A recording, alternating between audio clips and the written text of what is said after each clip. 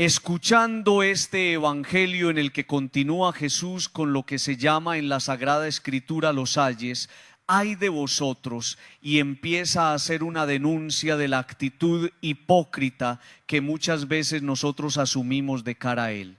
Escuchando ese texto yo me pongo a pensar en esa historia sencilla de un papá que un día se va con su hijo al campo. Un papá de esos que le dedica tiempo a sus hijos, pero también le dedica tiempo para enseñarle. Y entonces cuando iban caminando por una de esas carreteras destapadas, el papá le dice al hijo: mi hijo, hagámonos a un lado porque viene una carreta. Papá, pero yo no escucho nada. Y le dice el papá: sí, mi hijo, hagámonos a un ladito que viene una carreta y está vacía. Y el niño le dice: pero papá, si ni siquiera la vemos, ¿usted cómo sabe que está vacía? Y el papá le dijo: porque cuando uno está vacío hace mucha bulla. Y ese es el evangelio de hoy. Cuando uno está vacío hace mucha ju. Y por eso el Señor en el evangelio aparece diciendo: ay de ustedes, escribas y fariseos hipócritas, que se parecen a los sepulcros blanqueados. Por fuera tienen buena apariencia, pero por dentro están llenos de huesos, de muertos y de podredumbre. Y entonces esas palabras de Jesús nos golpean muy duro, porque nos interpelan a cada uno de nosotros cuando, amigos, el evangelio es para incomodarnos, y cuando esa palabra nos lleva a reconocer que a ustedes y a mí nos encanta estar muy bien por fuera. Amigos, cómo nos gusta vernos bien, cómo nos gusta vernos algo y sentirnos cómodos. Cómo nos gusta mirarnos al espejo y ver ahí alguna cosita agradable. Pero cómo nos cuesta aceptar que en nuestro interior, porque nadie lo ve y eso va quedando allá guardadito, cómo nos cuesta aceptar que en nuestro interior hay tanta miseria, hay tanto odio, hay tantas rabias contenidas, hay tanto pecado. Y por eso la denuncia del Señor es esa. Nosotros hacemos tanta bulla porque a veces la bulla que hacemos estridente es el grito interior de nuestro yo pidiéndonos un poco de atención. Es que hemos cuidado muy bien la parte de afuera y vamos al gimnasio y trotamos y tratamos de perfumar nuestra maldad, pero el interior está ahí estancado. Entonces, alguno de ustedes me podría decir: padre, y uno, ¿cómo puede empezar a trabajarle a eso? Y a mí me encanta la primera lectura de San Pablo a los tesalonicenses. Hemos predicado un evangelio que no ha sido recibido como palabra de hombre, sino como palabra de Dios. Entonces, si yo recibo la palabra como palabra de hombre, yo me voy a quedar en la superficialidad. Pero si yo soy capaz de aceptar la palabra como palabra de Dios, esa palabra de Dios entra en mi interior y empieza a hacer milagros y empieza a transformar mi vida, y esa palabra me empieza sencillamente a proponer y a retar para llevar una vida al nivel de Dios. Por eso la importancia, queridos amigos, de permitirle a esa palabra que llegue a nuestra vida, que nos sacuda, que nos zarandee, porque es esa palabra no de hombre, sino la palabra de Dios, la que verdaderamente va poniendo al descubierto nuestras mentiras. Cuando Jesús le dice a esta generación: escribas y fariseos hipócritas que parecen sepulcros blanqueados, yo me pongo a pensar también en mi vida. ¿Qué me está queriendo decir Jesús cuando tantas veces yo me voy volviendo en un coleccionista de odios, de resentimientos, de memorias tristes? Y cuando en mi interior sencillamente lo que hay es un cúmulo carraspeo de venganzas, un cúmulo de rabias, un cúmulo de memorias tristes, un cúmulo de situaciones que me van generando tristeza e incomodidad. Entonces va llegando la hora de dar un salto, Padre, cual salto que pases de afuera adentro. Y ese es el grito del mundo de hoy.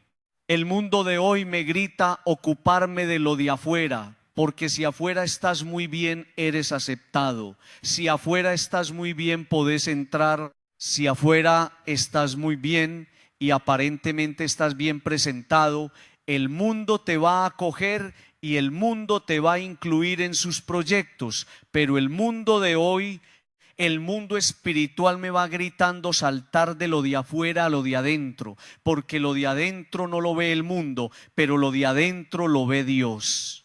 Y por eso hoy nos tendríamos que ir de esta Eucaristía preguntándonos: ¿yo cómo estoy adentro? Si a mí me abrieran el alma y hubiera un detector de interiores y me pudieran detectar el interior, ¿qué encontrarían en mí?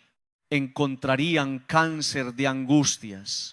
Encontrarían allá adentro un alma y un corazón fragmentado. Encontrarían a un Freddy lleno de memorias, de angustias, de situaciones del pasado que no he podido superar.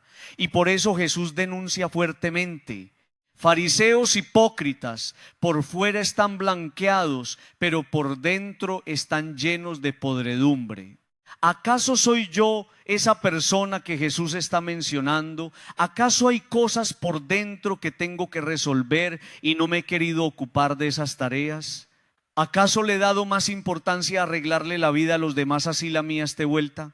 Nada. Vamos a pedirle al Señor que nos conceda esa gracia. No podemos ir por la vida como carretas vacías. Tenemos que ir llenándonos de una cosa que se llama la gracia y que es la que va marcando la diferencia. Amigos, no es malo lo que entra, sino lo que sale del corazón. Y todavía el corazón de muchos de nosotros está lleno de situaciones por resolver. Que nos conceda el Señor la gracia de prestarnos un poquitico de atención y de dar ese salto de afuera hacia adentro para encontrarnos, para divisar más de cerca aquello que Dios nos está pidiendo, le prestemos atención. Digan conmigo: amén, amén. Al profeta Jeremías le tocó asumir una tarea muy difícil. Le tocó acompañar al pueblo en esa experiencia del destierro. El destierro fue un acontecimiento que se dio en el siglo VI antes de Cristo, donde los caldeos vinieron a Israel y saquearon las casas, saquearon el templo, volvieron el templo, nada, y se llevaron también a la gente. Podría uno decir que es la experiencia más difícil que vivió el pueblo de Israel, el momento más oscuro. Y al profeta Jeremías le va a tocar anunciarle al pueblo una situación muy difícil. Les va a hacer ver que eso que seguramente están viviendo, haber perdido sus casas, sus tierras, el templo y haber salido de las tierras que tanto amaban, seguramente es consecuencia de sus pecados y de sus malas decisiones. Entonces, en ese anuncio también de dolor, el profeta Jeremías tiene una tarea y una gran responsabilidad: de devolverle al pueblo la esperanza. Y entonces las palabras del profeta, no solamente de Isaías que hemos venido escuchando, sino ahora de Jeremías, son decirle a la gente que nadie está perdido en las manos de Dios. Y por eso esa frase yo la repito con frecuencia: nadie está perdido en las manos del Señor. El pueblo está triste, el pueblo está angustiado. Hemos ofendido al Señor. Lo que estamos viviendo es consecuencia de nuestras malas acciones. Pero aparece ahí el profeta. Por eso esta semana les decía una cosa: usted tiene que ser profeta, pero no profeta de desventuras, no profeta de tragedias ni de tristezas. Ya estamos cansados de noticias tristes. Usted tiene que ser un profeta en su casa, en sus hijos cansados, en su esposa desanimada, en las personas que lo rodean a usted. Usted tiene que ser un profeta de alegrías. Mire, uno termina alejándose de las personas que siempre tienen una actitud negativa y de derrota. Es que eso fatiga mucho. Entonces miren lo que le dice el profeta Jeremías al pueblo. Miren que llegan días, oráculo del Señor le está profetizando.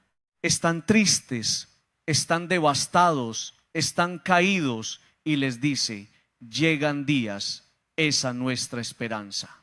La esperanza de nosotros en medio de una situación difícil es que vendrán días mejores, que lo mejor está por venir. Miren, llegan días en que daré a David un vástago legítimo, un vástago. reinará como monarca prudente con justicia y derecho en la tierra. En sus días se salvará Judá. ¿Se acuerdan la lectura de ayer? La tribu de Judá, el papá que llama a Judá y le dice: de ti va a salir un gobernante, de ti va a salir el Salvador. Israel habitará seguro y le pondrán este nombre: el Señor nuestra justicia. ¿Por qué me gusta a mí tanto esa lectura? Porque va a decir a continuación una cosa maravillosa. Va a decir que así como el Señor acompañó a Israel cuando salió de Egipto, asimismo viene uno que te sacará a vos de tus Egiptos personales. Lo acaba de decir. Juro por el Señor que sacó a la casa de Israel del país del norte, que sacó a los hijos de Israel de Egipto. Usted puede estar metido en la situación más difícil que sea. Usted puede estar viviendo también el destierro. Usted puede estar viviendo el momento más oscuro de su vida. También usted lo pudo haber perdido todo. También usted pudo haber perdido el templo expresado en la ir perdiendo la fe. También usted pudo ir perdiendo la esperanza, la confianza y la alegría. Pero viene alguien que, así como sacó a Israel de Egipto, te va a sacar a vos del hoyo donde te metiste. Y lo más bonito de esa lectura es que el profeta Jeremías dice: tiene nombre, se llama El Señor es nuestra justicia. Entonces, cuando uno es capaz de mirar esta primera lectura desde el Evangelio, vemos como María recibe un anuncio. María va a recibir la tarea y el encargo de ser madre. Y entonces dice la palabra de Dios de una manera muy preciosa que el ángel se le acerca a José, hijo de David, y le dice: no temas en acoger a María, tu mujer, porque la criatura que hay en ella viene del Espíritu Santo. Escuchen: dará a luz un hijo, profecía, y tú le pondrás por nombre Jesús. ¿Qué significa Jesús? Dios salva o el Salvador. Es la profecía de Jeremías. Usted puede estar viviendo el destierro, pero viene uno que te salvará. Usted puede estar viviendo el momento más triste de su vida, pero viene uno que te salvará. Usted puede estar perdiendo su familia, pero viene uno que te salvará. Usted puede estar pasando por una crisis afectiva, pero viene uno que te salvará. Y más adelante va a decir una cosa muy linda: la Virgen concebirá y dará a luz un hijo y le pondrán por nombre Emmanuel. ¿Qué significa Dios con nosotros? Es que Dios no está lejos. Dios se acerca a nosotros en Jesús. Miren, amigos, es que al Señor solamente le falta plastilina para hacernos entender esto. Estás pasando un mal momento, estás viviendo un momento muy difícil. Agárrate del vástago, del retoño, del que viene, del que salva, del que está con nosotros. Se llama Jesús. Esa es la palabra de Dios. Ese es el mensaje del Adviento. Ese es el grito de esperanza. No se suelte de la mano de Dios, porque Él es el cumplimiento de la promesa. Puedes estar viviendo la situación más complicada de tu vida y hay alguien que, como sacó al pueblo de Israel de Egipto, te puede sacar a vos de donde te metiste. Vamos a pedirle al Señor que nos conceda esa gracia, Padre. ¿Y por qué es tan difícil entender eso? Porque cuando uno no cree, es muy difícil entender. Vamos a pedirle al Señor que nos conceda el don de la fe, que nos lleve a comprender que la historia de ayer se actualiza hoy en las promesas del Señor. Por eso es tan lindo ver cómo todo lo que se profetizaba antes va teniendo cumplimiento en Cristo. Y por eso no se suelte de Cristo, porque en Cristo todas las promesas tienen una feliz realización. Que el Señor nos ayude a entender esta palabra tan preciosa en nuestra propia vida. Digan conmigo amén. Nos presenta el Evangelio de hoy a un hombre que tiene una parálisis, lleva 38 años paralizado. Y cuando nosotros hemos escuchado tantas veces que el promedio de vida de una persona en tiempos de Jesús era 40 años, entonces lo que me está diciendo el Evangelio es que este hombre llevaba toda su vida, casi toda su vida paralizada. Están ubicados en este momento junto a una piscina que se llama Betesda, y tenían la costumbre de traer a todos los enfermos, a los cojos, a los ciegos, a los paralíticos, y ponerlos allí porque tenían la confianza en que un ángel del Señor bajaba a agitar las aguas. Y cuando el ángel del Señor agitaba las aguas, las personas que estaban en la piscina quedaban curadas. Se encuentra entonces Jesús con este hombre, y al verlo echado, esa palabra echado es una palabra que lo pone a uno a pensar mucho. Es un hombre que está ahí como sin ganas de nada, está ahí como Dios me lleve y Dios me traiga, está ahí como a ver qué sucede, como sin motivaciones. Jesús, al verlo ahí echado y viendo que llevaba mucho tiempo, le dice: pilas a esta pregunta, ¿quieres quedar sano? Es que es una pregunta muy rara. O sea, ¿por qué Jesús a este hombre que lleva toda su vida enfermo junto a una piscina le pregunta: ¿quieres quedar curado? Y esa pregunta tiene un significado maravilloso, porque pareciera que no quisiera curarse, pareciera que no se hubiera querido curar. 38 años y no ha buscado cómo curarse. 38 años al borde de la piscina siendo testigo de otras sanaciones y no ha experimentado su propia sanación. Y entonces pareciera que la pregunta del Señor es: ¿usted sí quiere quedar curado? Amigos, uno conoce gente que no se quiere curar. Yo conozco personas, sobre todo en el plano del resentimiento, que no se quieren curar y son felices afirmando: es que como si se sintieran felices de odiar a alguien, es que yo a esa persona no le voy a perdonar, es que esa persona me tiene que pagar lo que me hizo, es que no voy a descansar hasta hacerle probar un poquitico de lo que me hizo probar a mí. No se quieren curar. Y entonces la pregunta del Señor adquiere significado con eso: ¿vos sí querés quedar curado? Y mire la respuesta de este hombre: Señor, no tengo a nadie que me meta en la piscina cuando se remueve el agua. Para cuando llego yo, otro se me ha adelantado. Entonces, mire dónde está el problema del por qué este hombre no se ha sanado. Yo creo que esa respuesta de este hombre a Jesús le tuvo que haber causado mucha incomodidad. Quiere quedar curado. Sí, Señor, pero es que esa piscina, cuando yo voy corriendo para allá, ya otros se me metieron allá y yo no alcanzo a llegar. Cuando yo llego a la piscina no tengo a nadie que me meta en la piscina cuando se remueve el agua. Es que no tienes que esperar a que el agua se mueva. El que se tiene que mover es usted. Pilas con lo que le estoy diciendo. Y muchas personas están esperando un milagro hacia afuera, desde afuera. Y ese es el problema de este hombre, que no ha entendido que el milagro no va a suceder afuera. El milagro va a suceder adentro. Está esperando que algo afuera se mueva. Y el Señor le enseña: el que se tiene que mover es usted, papá. 38 años ahí sin hacer nada. Mire lo que le dice el Señor en ese momento: levántate, toma tu camilla y echa a andar. Y al momento el hombre quedó sano, tomó su camilla y echó a andar. Pregunta: ¿la sanación estaba en la piscina? No. La sanación estaba en el encuentro con una persona que se llama Jesús. Amigos, esa es la respuesta por la cual la respuesta a la gente que vive diciendo: es que a mí el Señor no me escucha.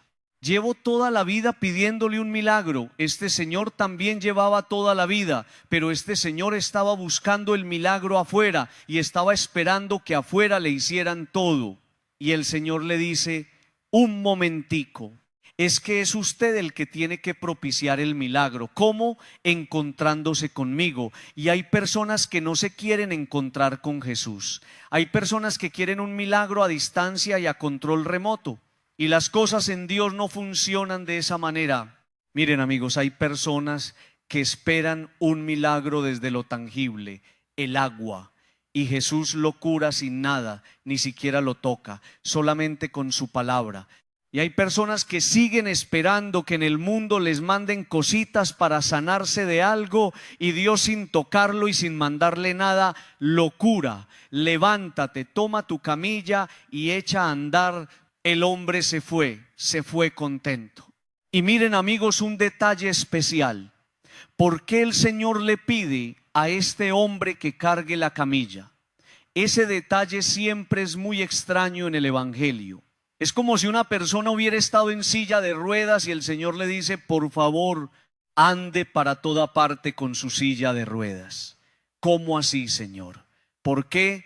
Lleva tu camilla, no sueltes tu camilla. Y ahí hay un detalle muy precioso.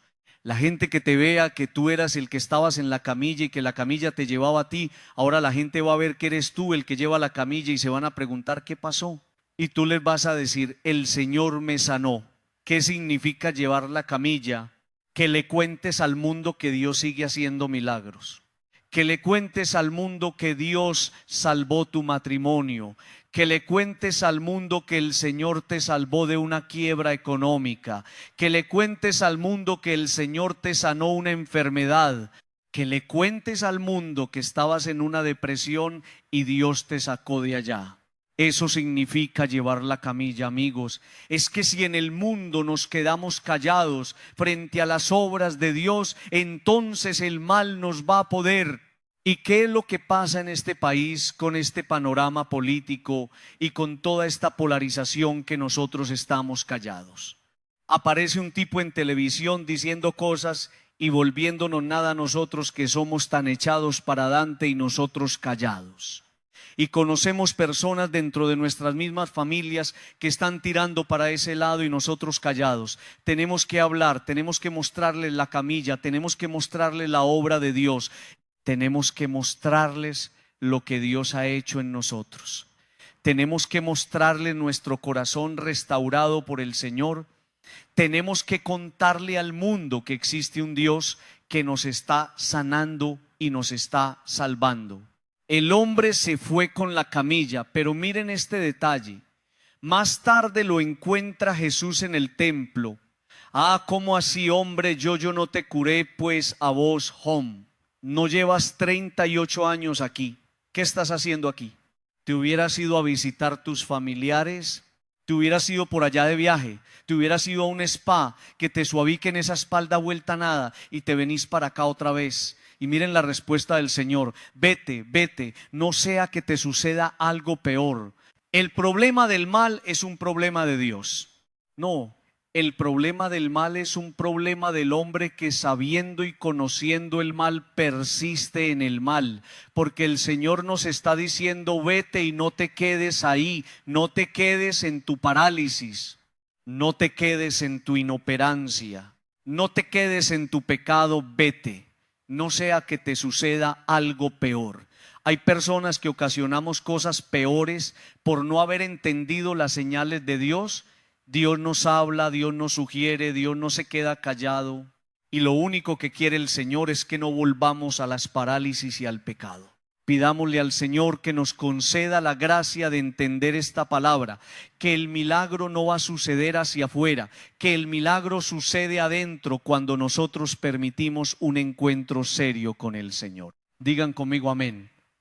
Uno tiene que creerle más a Dios.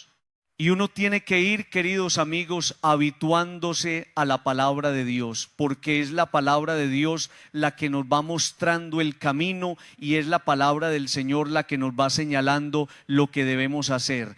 Por eso, miren cómo termina ese evangelio que yo acabo de proclamarles. Les he hablado de esto para que cuando llegue la hora se acuerden de que yo se lo había dicho. A ninguna persona le puede escandalizar que el Señor nos diga que llegarán momentos incluso donde en la misma iglesia experimentemos persecución. A ninguna persona le puede escandalizar el que llegue un momento donde sintamos que las cosas de Dios le son molestas a todo el mundo. A ninguna persona le puede escandalizar lo que está pasando en el país. Oigan lo que le estoy diciendo. Y cuando le digo que no le puede escandalizar, no significa que a usted no le genere interrogantes. Significa que nosotros entendemos que eso puede pasar porque el Señor ya nos lo había dicho. Mire lo que dice el Señor: llegará el momento cuando el que les dé muerte pensará que da culto a Dios. Eso no es lo que está pasando en este país. Que las cosas que para nosotros, desde los valores, desde la educación, desde el sentido común, desde el respeto, eran cosas no permitidas, se normalizaron. Y entonces ahora robar y robar mucho ya no es, ya no, eso no dice nada. Y los que roban salen absueltos.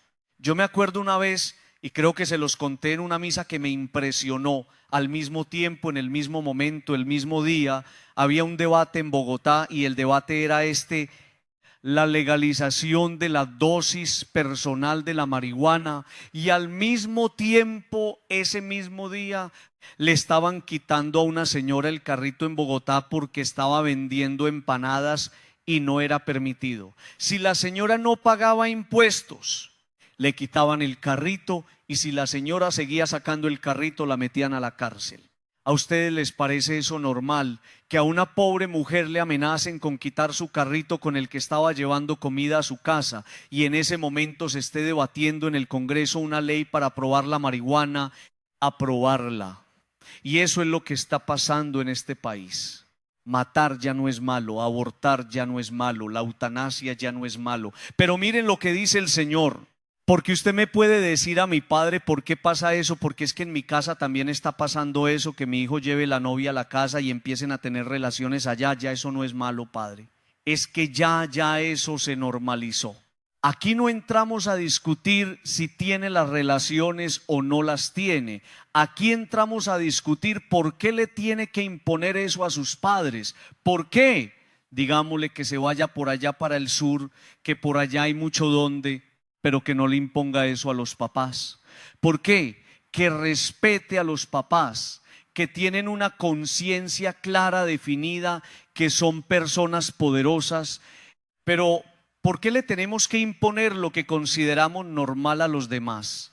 El tipo que viene una vez y me dice: padre, ¿quién dijo que es malo que yo tenga por ahí mis enreditos? Yo tengo mi esposa, padre, y no le falto con el mercado.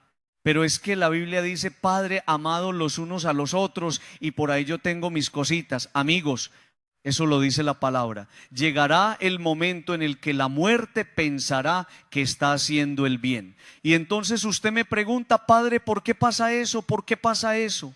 Usted y yo no entendemos que haya alguien que haga el mal. Usted y yo no entendemos que haya alguien que secuestre. Usted y yo no entendemos que haya alguien que sea capaz de robar sin escrúpulos y que salga bien librado, y no hay que ir muy lejos. Mire nuestra ciudad sin mencionar nombres, y usted me dice: padre, ¿por qué pasa eso? Y mire lo que dice el Señor: esto lo harán porque no han conocido ni al Padre ni a mí. Ahí está la respuesta. ¿Quiénes son los que están obrando el mal? ¿Quiénes son los que maquinan el mal?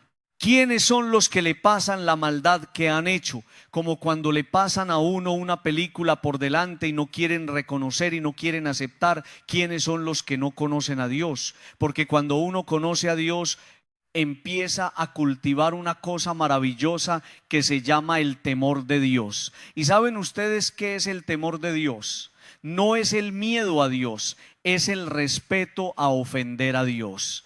Y entonces el que tiene temor de Dios se preocupa por obrar bien, se preocupa por hacer las cosas bien, se preocupa por no dañar a nadie, se preocupa por cultivar los valores, se preocupa por poner en práctica lo que sus padres y sus abuelos le sembraron en el corazón.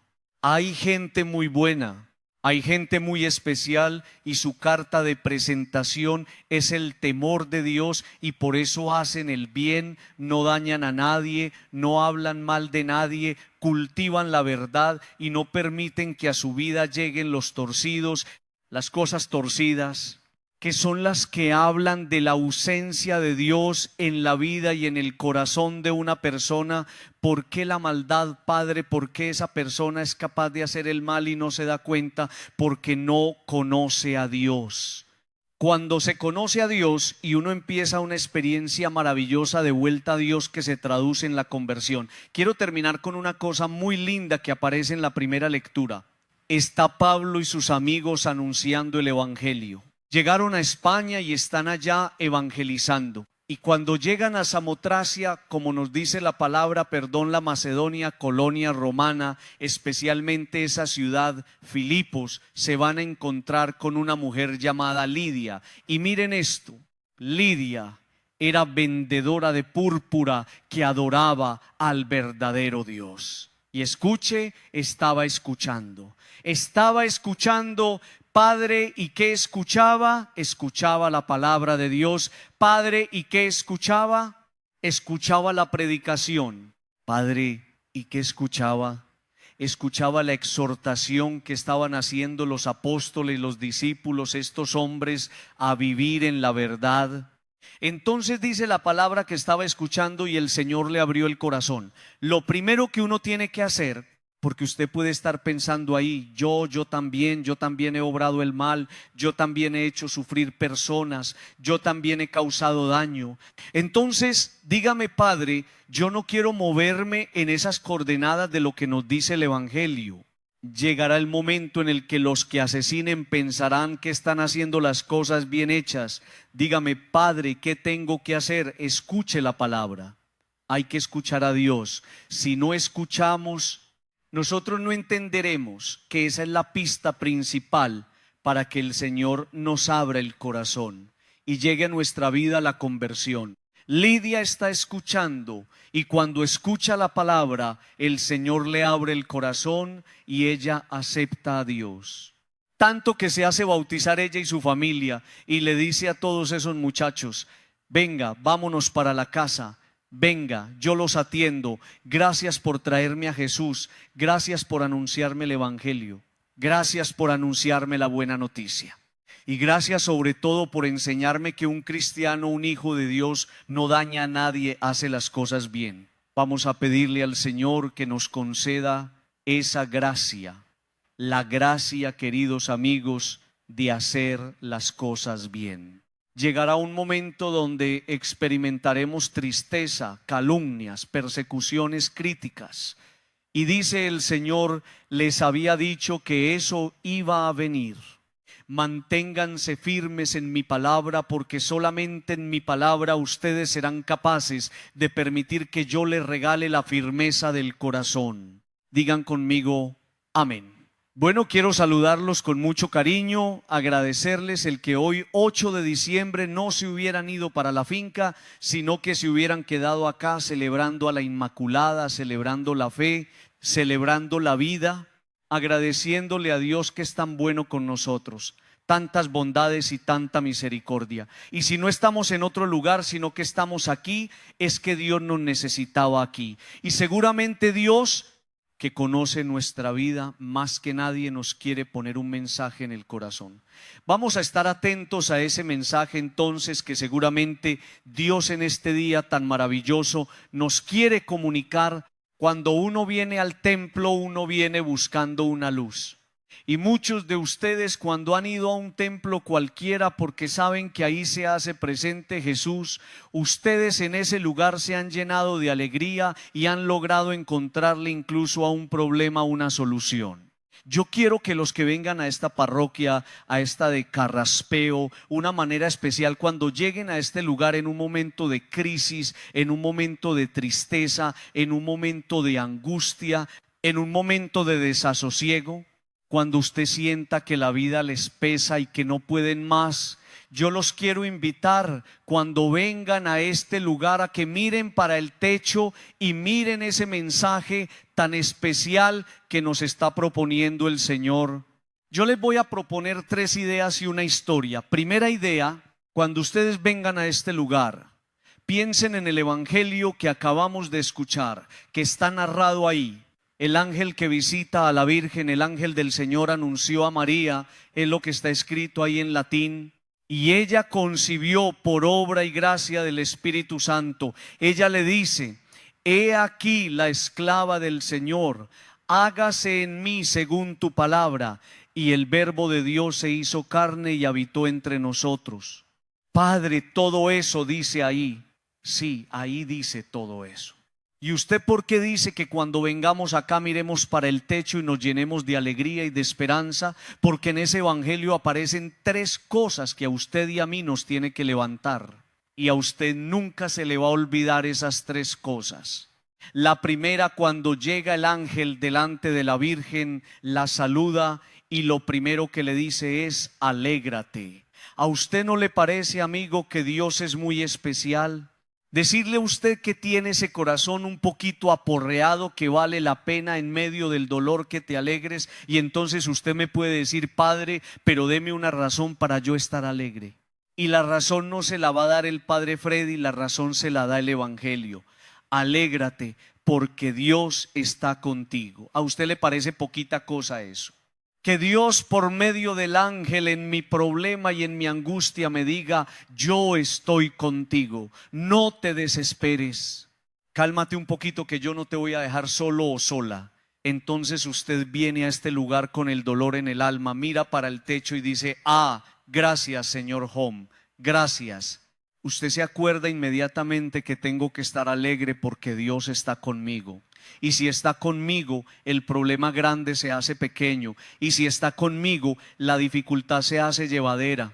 Y si está conmigo, la situación no entra a depender de mí, sino de quién, de Dios. Entonces, es muy lindo eso.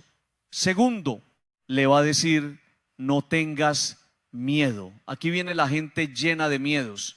Miedo a un emprendimiento, miedo a un viaje, miedo a un proyecto familiar, miedo a que se le acabe el matrimonio, miedo a que un hijo caiga en las drogas, miedo a que lo secuestren. La gente vive llena de miedos. Y entonces yo voy a la iglesia Santa María de los Ángeles, miro para el techo y me lleno de alegría y me lleno de fuerza. Yo no puedo tener miedo. Y mire lo que dice a continuación: no tengas miedo porque el Señor ha hallado gracia.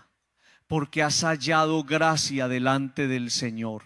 A mí me gusta mucho esa palabra gracia, porque le está diciendo el ángel: ¿sabes qué, María? Vos le caes bien al Señor. Eso es lo que le está diciendo. Usted es agraciada. Usted le cayó en gracia a Dios. ¿Y por qué le cae en gracia a una persona al Señor?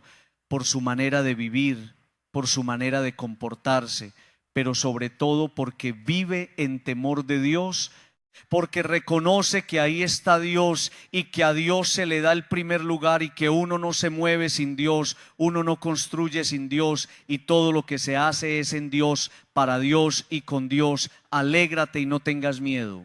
No puedes tener miedo porque has hecho las cosas bien. Y si las has hecho bien, entonces siente la alegría en la conciencia de haber obrado como Dios te está pidiendo. Dice después: estoy en la primera idea, apenas para que no se me desanimen. Vengo al templo con el corazón partido, angustiado, y Dios me dice: alégrate, no tengas miedo. Y mire lo que lanza después: para Dios nada hay imposible.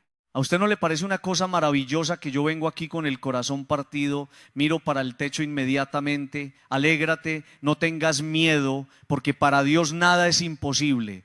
Entonces el problema que yo traigo aquí inmediatamente se convierte en un motivo de esperanza, porque me está diciendo: para mí está hablando Dios, no hay nada imposible. Entonces entrégamelo, ponelo en mis manos, descárgalo en mí, déjame, yo te ayudo a cargar. Yo estoy seguro que todos los que vengan a este templo de ahora en adelante nunca van a olvidar eso. ¿Cuál es la primera palabra? Alégrate. ¿Cuál es la segunda? No tengas miedo. ¿Y cuál es la tercera? ¿A usted le parece muy lindo eso? Eso sí, les voy a pedir el favor, que cuando vengan acá yo no los puedo ver todo el rato mirando para el techo. Van a mirar es acá al altar, ¿cierto? Segunda idea. Vámonos para el libro del Génesis. Adán y Eva pecaron, y cuando pecan se esconden. Entonces Dios llama al hombre y le pregunta: ¿dónde estás? Acaban de cometer el pecado y la pregunta de Dios es: ¿dónde estás? Y saben ustedes, una cosa extraordinaria, es una cosa maravillosa. Dios llama al hombre aún en las circunstancias más difíciles de la vida. A mí me encanta cuando el credo dice que bajó a los infiernos, y la gente dice: Padre, ¿y qué tenía que ir a hacer Dios por allá? Estaba buscando lo suyo. ¿Y qué es lo suyo? Nosotros. Entonces se escondió el hombre cuando pecó, y Dios le pregunta: ¿dónde estás? Y a mí no se me olvida que puedo cometer el pecado más grande del mundo, y Dios me está buscando porque no me abandonan las circunstancias más difíciles de la vida. Hay personas que se van de la vida de uno cuando uno más la necesita, y Dios le prueba uno finura y se queda ahí. ¿Dónde estás? Y entonces es tan hermoso porque Dios no quiere que se pierda ninguno de los que le han sido encargado. Sale a buscar su ovejita perdida. ¿Dónde estás? ¿Dónde te me metiste? Tres cosas me llaman a mí la atención de esa segunda idea. La primera, Dios lo ve todo. Si preguntas ¿dónde estás? Es porque Dios todo lo ve. Dios conoce nuestro pecado, nuestra caída, nuestra miseria, nuestra angustia, nuestro dolor, nuestro error, nuestra equivocación. Segundo, revela y queda al descubierto la inclinación del hombre cuando comete un error de marginarse. A veces uno se quiere esconder y hay personas que en su pecado lo único que hacen es abandonar. Me voy de la casa, dejo esto, me encierro en mi cuarto porque hay un pecado ahí que están robusteciendo. Tercero, Dios permite que a veces caigas. ¿Para qué? Para que te dejes encontrar. Qué cosa tan linda. Y celebrar con vos fiesta del encuentro. Es la oveja que se deja encontrar. Es el hijo pródigo que se deja encontrar. Es la moneda perdida que se deja encontrar. Me dejo encontrar para que Dios me haga fiesta. Tercera idea. Responde el hombre cuando Dios le pregunta ¿dónde estás? Responde, tuve miedo porque estaba desnudo. La desnudez, atención a esto, la desnudez en la primera lectura no es solamente quedarse sin ropa, no, hay una desnudez más triste. Es quedar al descubierto, es no saberse protegido, es estar expuesto. Pero nos muestra la desnudez más triste y dolorosa, que es la de saberse sin Dios. Esa es la desnudez más triste, no tener a Dios. ¿Por qué, Padre, es la más triste? Porque de ahí nacen todos los miedos. Si no tienes a Dios, vives lleno de miedo. Estaba desnudo y me escondí porque tuve miedo. De ahí nace, de esa desnudez de desvestirse de Dios, nacen los temores más grandes. Les voy a contar una historia. Les pido que estén muy atentos. Un caballo estaba amarrado y vino un demonio y lo soltó. Imagínense allá, el caballo y el demonio llegó y lo soltó. El caballo se metió a la finca de unos campesinos y comenzó a comerse la siembra. El dueño de la finca, cuando vio esto, tomó su rifle y mató al caballo. Entonces el dueño del caballo tomó su rifle y mató al dueño de la finca. La mujer del dueño de la finca mató al dueño del caballo. Entonces el hijo del dueño del caballo mató a la mujer. Los vecinos enardecidos mataron al muchacho y quemaron su casa. Entonces le preguntaron al demonio, ¿por qué le hiciste eso a todos? El demonio respondió, yo solamente solté el caballo. Tres cositas. La primera, procura mantenerte firme en Dios. Las peores desgracias en la vida de una persona llegan cuando éstas sueltan el caballo. Segunda cosita, soltar el caballo significa no saber prever las consecuencias. Coge las riendas con firmeza. Recuerda que muchas realidades en tu entorno dependen de ti. Tienes que saber cuidarlas. Tercera y última cosita, no abras la puerta del mal. Es una cadena difícil de cortar. Una cosa termina llevando a otra. Recuerda que un pecado siempre conduce a otro mayor. Si le das comida al pecado se engorda. Cierra tus ojos con tus ojos cerrados. Te vas a poner en la presencia del Señor y le vas a decir al Señor que en este momento que estás atravesando por alguna situación difícil o alguna prueba, tu corazón y el de tu familia se llenen de alegría. Que el Señor les ayude a sanar sus miedos.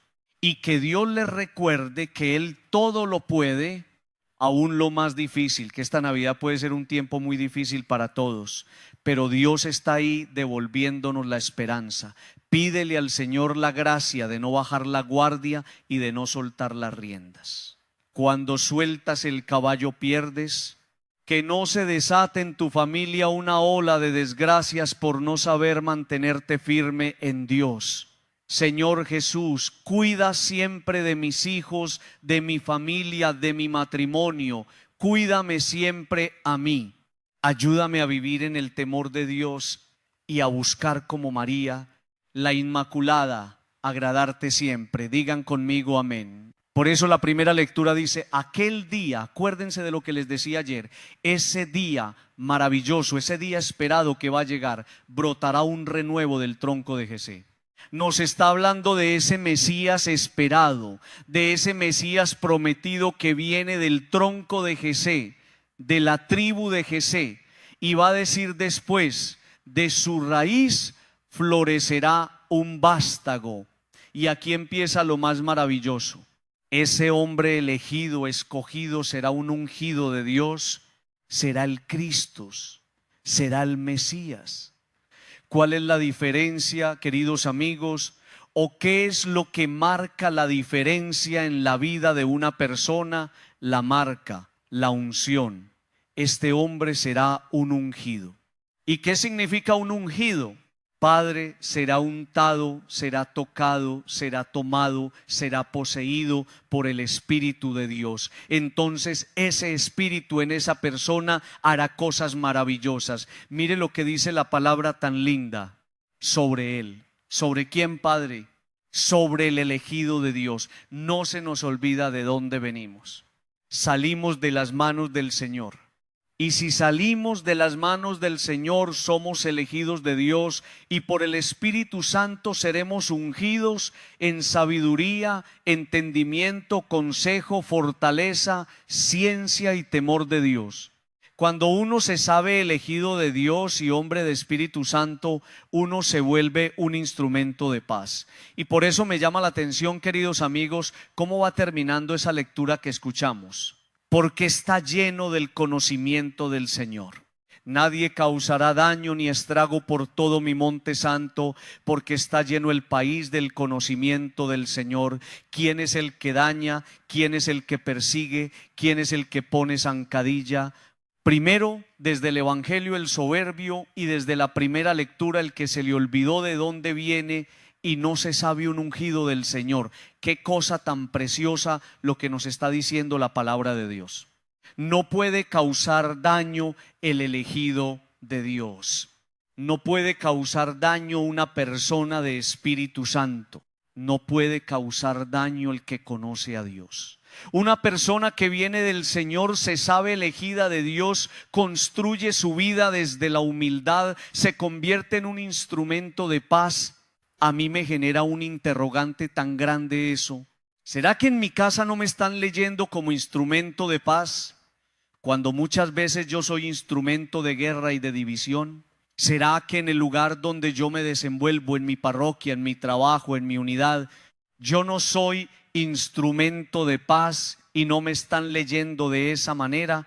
Porque cuando uno es un elegido de Dios, escogido de Dios, uno es capaz de entender esto y hacer parte de esto. Mire lo que dice la palabra.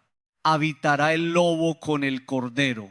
Póngale un corderito a un lobo para que usted vea lo que pasa. Pero desde el Evangelio no va a pasar eso que usted se está imaginando, porque el Señor viene a cambiar esos paradigmas y nos viene a decir que un ungido de Dios por el Espíritu es instrumento de paz en la vida del otro. El leopardo se tumbará con el cabrito, el ternero y el león pasarán juntos. Un muchacho será su pastor. La vaca pastará con él. Póngale una vaca a un oso.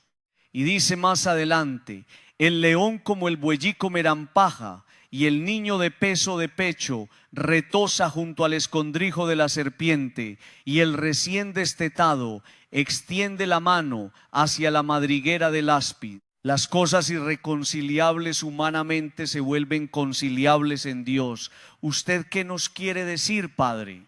Que si usted está viviendo una experiencia de guerra con alguien, que si usted está viviendo una experiencia de división en algún lugar, que si usted piensa que hay algo que no tiene arreglo, el Señor le está diciendo cómo hacer conciliables esas cosas.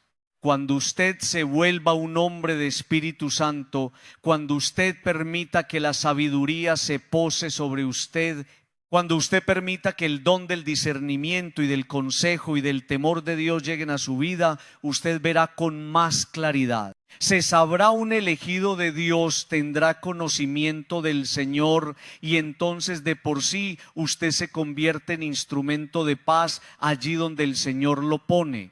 Eso es el Adviento, una cosa bellísima donde el Señor nos está diciendo que aquel día, el día esperado y soñado, vendrá la paz tan anhelada por todos nosotros. Que nos ayude el Señor y nos conceda la gracia de la humildad. Esos dones le resbalan y pasan de largo por la vida del soberbio. Pero esos dones que nos menciona la primera lectura, de sabiduría, de entendimiento, de consejo, de fortaleza, de ciencia y de temor de Dios, son capaces de afincarse allí en la vida de una persona que no se le olvida de dónde viene. Digan conmigo, amén. Por los niños que empiezan la vida, por los hombres sin techo ni hogar, por los pueblos que sufren la guerra, te ofrecemos el vino y el pan, pan y vino sobre el altar, son ofrendas de amor. Pan y vino serán después tu cuerpo y sangre, Señor. Bendito sea, Señor, Dios del universo, por este pan y por este vino, fruto de la vida y del trabajo del hombre, que recibimos de tu generosidad y ahora te presentamos. Ellos serán para nosotros pan y bebida de salvación. Pan y vino canto, serán después tu cuerpo y sangre, Señor.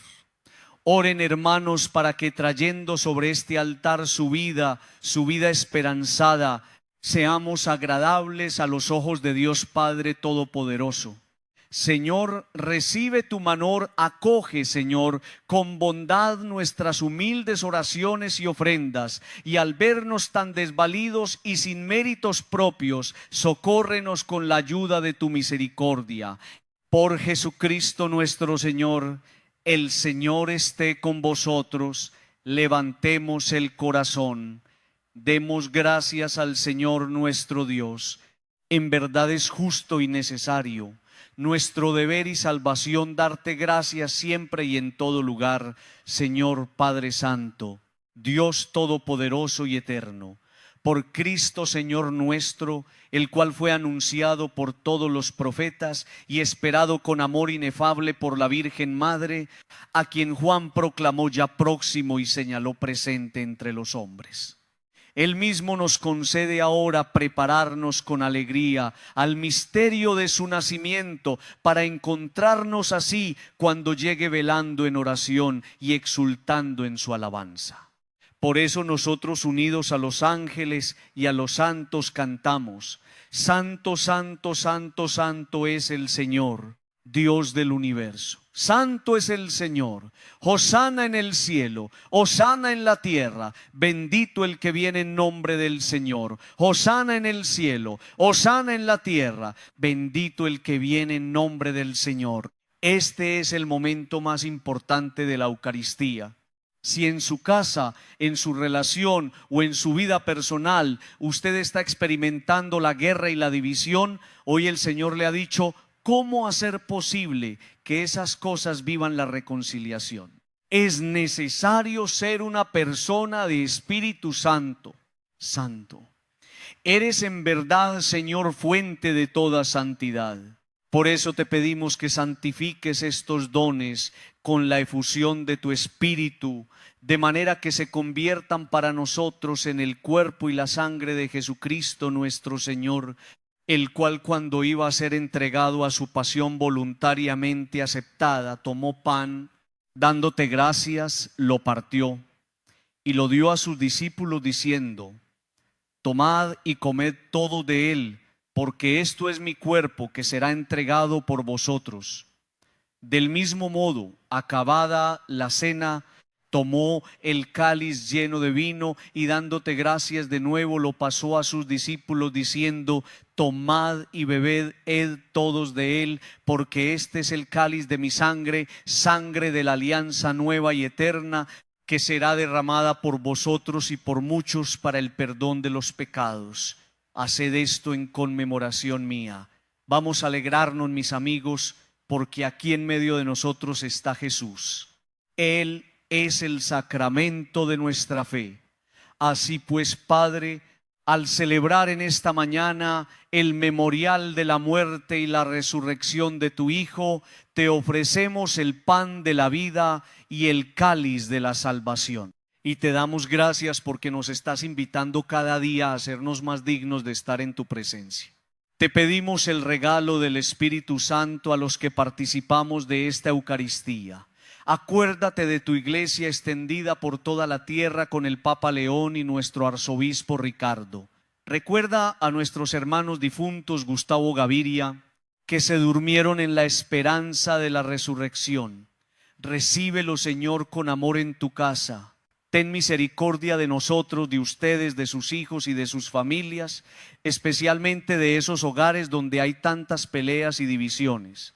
Y así con María, la Virgen, Madre de Dios, Santa María de los Ángeles, San José y todos los santos, merezcamos por tu Hijo Jesucristo compartir la vida eterna y cantar tus alabanzas. Por Cristo, con Él y en Él, a ti, Dios Padre Omnipotente, en la unidad del Espíritu Santo, todo honor y toda gloria por los siglos de los siglos. Fieles a la recomendación del Salvador y siguiendo sus divinas enseñanzas, nos atrevemos todos a decir: Padre nuestro que estás en el cielo, santificado sea tu nombre, venga a nosotros tu reino, hágase tu voluntad en la tierra como en el cielo. Danos hoy nuestro pan de cada día, perdona nuestras ofensas, como también nosotros perdonamos a los que nos ofenden. No nos dejes caer en la tentación y líbranos